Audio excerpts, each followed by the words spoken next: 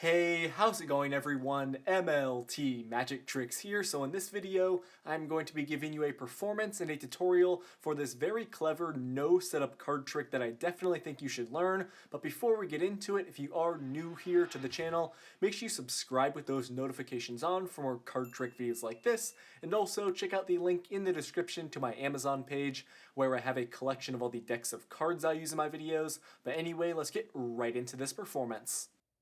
Okay, so I would start off this trick with my spectator giving the deck a shuffle. Once they are done, I would ask for the cards back and have my spectator make two selections from the pack. They can choose any two cards. So once my spectator has chosen their two, I would tell them we can take a look at the cards together. So in this case, we have the 3 of spades and the 2 of diamonds as my spectator selections. I'm going to start off here just by getting these cards lost into the middle of the deck. We'll go ahead and get the 3 of spades and the 2 of diamonds there lost into the middle of the pack. And for good measure, to really lose these cards into the deck, I will also give the cards a quick riffle shuffle. So at this point, what I'm going to do is cut the deck into roughly 2 equal piles like this. I'm going to place half of the cards there on the table. And with this other pack in my hand, I'm going to take half of these cards.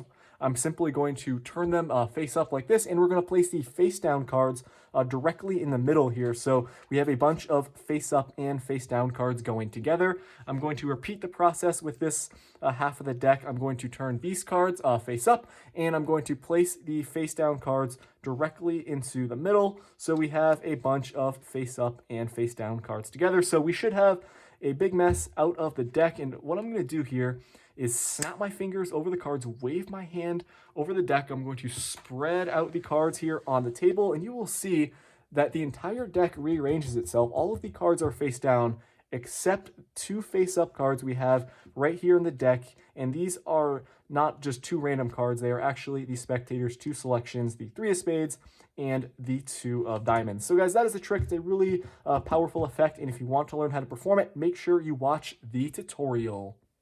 Okay, so I hope you guys enjoyed that performance. This is a really powerful card trick that I definitely think you should add to your routine. So grab your deck of cards and let's get straight into the tutorial. Once again, this is a completely no setup trick, so you can begin by having your spectator giving the deck some shuffles. Once they are done, you're going to ask for the cards back and have them choose 2 cards from the deck as their selections.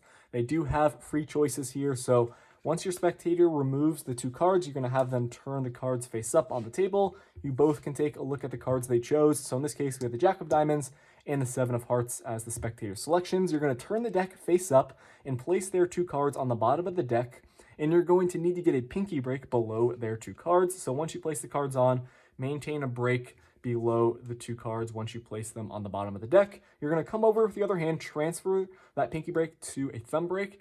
Now you have the thumb break below their 2 cards, and you're going to need to do this move. It's a reversal move that gets all of the cards directly on top of their 2 selections. So you're going to start off by taking about half of the deck, placing them face down right on top of their cards. Make sure you maintain the break there. And then you're going to take the rest of the cards from the break, place those right on top. And what you've done there is you've got all the cards face down except their 2 selections, which are face up right here on the bottom. So that move may take a little bit of practice at first if you're not familiar with it, but overall it's really not too difficult to do. At this point, you can give the deck a riffle shuffle. Make sure you keep their 2 cards on the bottom. Be very careful not to flash the cards there because they are face up. So if you do a riffle shuffle, riffle the first couple cards down under the cover of the deck and then just finish the shuffle like this, being careful not to flash the cards that are face up on the bottom, which are the spectator's 2 selections. At this point, you are going to pull down on the bottommost card with your pinky. Like this, you're going to get a pinky break below the card, and you're going to tell your spectator you're going to cut the deck roughly in half. So what you're doing here is you're going to come over with your other hand, and you're going to swing cut about half of the deck into your other hand, and you're going to need to steal this card that you have a break below into this pile. So in slow motion, this is what it's going to look like. You are using your index finger that's coiled on the back of the card, and you're going to be stealing it into this pile like that. So what I've done there is I've got their card now face up at the bottom of this pile, and their other selection is face up on the bottom of this half of the deck that's going to be right there on the table. So that move is definitely may require some practice if you're a little bit unfamiliar with a deck of cards and everything like that. So it definitely will take a little bit of practice to get down perfectly, but overall it's not too difficult. Once again, this is the slow motion view of it. You got your pinky break, you're stealing the card into this other pile, and reference how I did it in the performance. That's how quickly it should look. You should not skip a beat or anything. It should be kind of in motion with the trick. When you place this pack down, be careful not to flash the card that's face up there on the bottom, and then you've got your break there. You can release it, and then you've got their selection face up at the bottom of this packet. So at this point, you're going to riffle down half of these cards. You're going to turn them face up, and you're going to one-hand fan them out like this. What you need to do is turn this pile over like this and place it in this one-hand fan. Now, you don't want to blatantly turn the cards over like this, or else your spectator may notice, because this move is allowing their card to be the only face-down card that's going in the fan. Now, there's two moves you can do here. The first involves you doing a wrist kill under the cover of the deck. So after you do the fan, you're going to turn your wrist over quickly and tell your spectator, okay, I'm placing all these face down cards in the middle. Now that's one way you can do it. The second move is a little bit more convincing that you're truly placing face down cards in the middle here, because theoretically your grip should not change if you are actually placing the cards in the middle. So your grip should look like this, and the way to get in this position is under the cover of the deck. You're simply doing this move. You're flipping over the pack quickly like that and then placing it in, and that allows their card once again to be the only face down card in all of these face up cards. So you can do either one of those two moves. It's up to you. The second one may require a little bit more practice. If you're doing, the move where you're flipping the pack over under the cover of the deck. Either way, make sure your spectator does not catch what you're doing. You're placing the card in, and it really makes it seem like a bunch of face up and face down cards are going together, but in reality, their selection is the only face down card in this pile.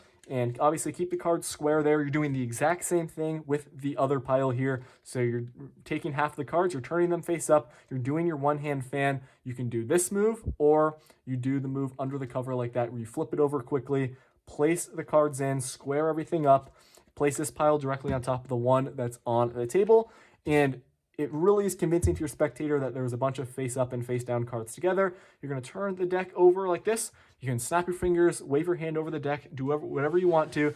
And when you spread out the deck here, all of the cards will be face down, except their two selections will be the only two face-up cards in the deck, and it has a very powerful ending to your spectator. They are truly going to be amazed that all of the cards are somehow face down, except the cards that they chose at the start. Now, guys, that is the trick. It's a really powerful no-setup effect. There are some moves in there that may require a little bit of practice before you go out and perform it, but once you get them down, you'll be good to go. I definitely recommend you perform this trick yourself. It will fool all your spectators. That's going to do it for me. Thank you for watching. Subscribe if you're new, and I will see you in the next video.